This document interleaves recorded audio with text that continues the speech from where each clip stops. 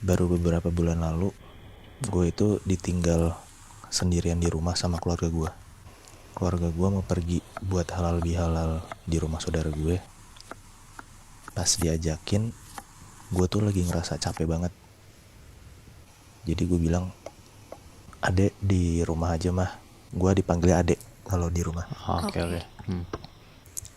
Pas gue tanya sama nyokap gue, mereka balik jam berapa? Mereka baliknya bilang paling lama jam 9, jam 10-an malam.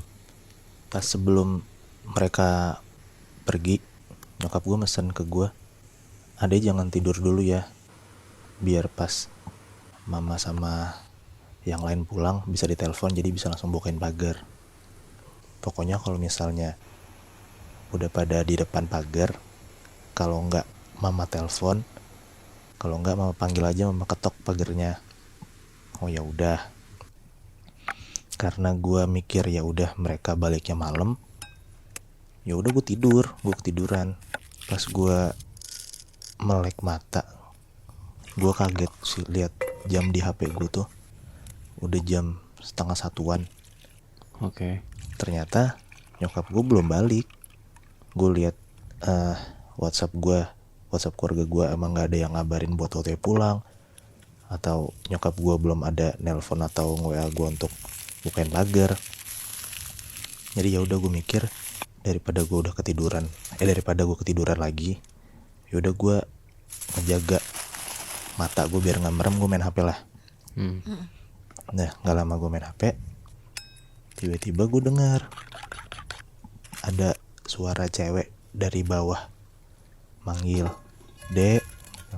Nah gue mikir, itu suara apaan tuh gitu, karena belum kedengeran jelas juga kan suaranya. Gue masih tetap main HP.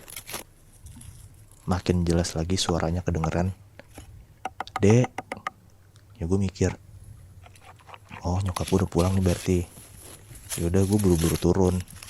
Pas gue buka pintu ruang tamu gue tuh rada ngelongok ke atas, lewatin pagar gitu loh.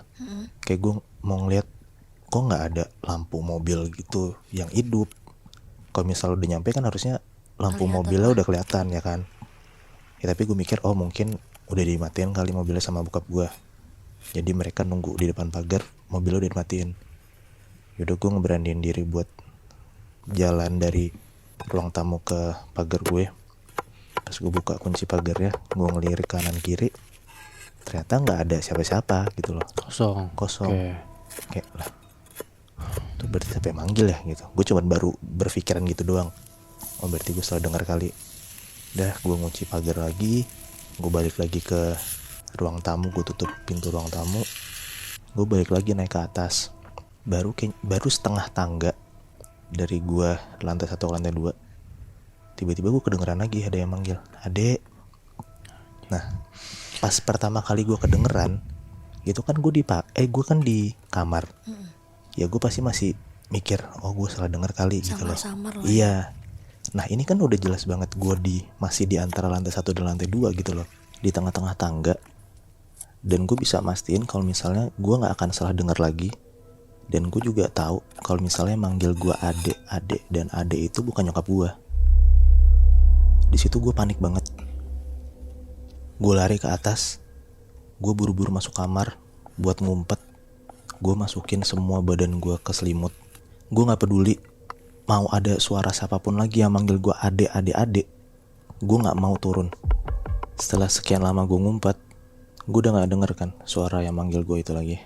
Tapi tiba-tiba ada satu hal yang mengharuskan gue banget untuk turun ke bawah. Gue tiba-tiba denger ada kayak suara orang ngedobrak pintu gue. Oke. Gue jelas banget denger. Tapi gue nggak tahu apakah itu emang beneran suara pintu atau bukan. Makanya mau nggak mau gue harus ngecek buat turun ke bawah dong. Gue selalu mikirin takutnya beneran ada orang yang ngebobol rumah gue gitu loh. Nah ya udah, gue turun ke bawah buat ngecek. Pas gue lihat pintu ruang tamu gue, ternyata ketutup. Ternyata bukan dari pintu ruang tamu gue sumber suara tadi. Nah setelah itu gue ngecek ke belakang. Pas gue nyampe di belakang, ternyata bener, sumber suara yang tadi gue denger di atas itu asalnya dari pintu taman belakang gue.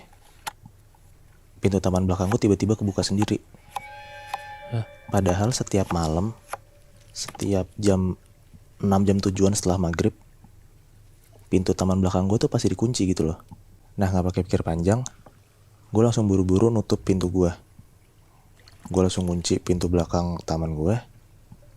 Baru banget gue jalan beberapa langkah, tiba-tiba gue denger pintu taman belakang rumah gue kuncinya kebuka sendiri. Lagi. Nah, begitu gue nengok ke belakang, gue ngeliat jelas banget kalau misalnya gagang pintu taman belakang gue itu bergerak turun ke bawah, kayak ada yang ngebuka dari luar. Terus pelan-pelan pintunya kebuka, dan gue bisa lihat jelas banget dari sela-sela pintu yang kebuka itu ada sosok kepala cewek muncul.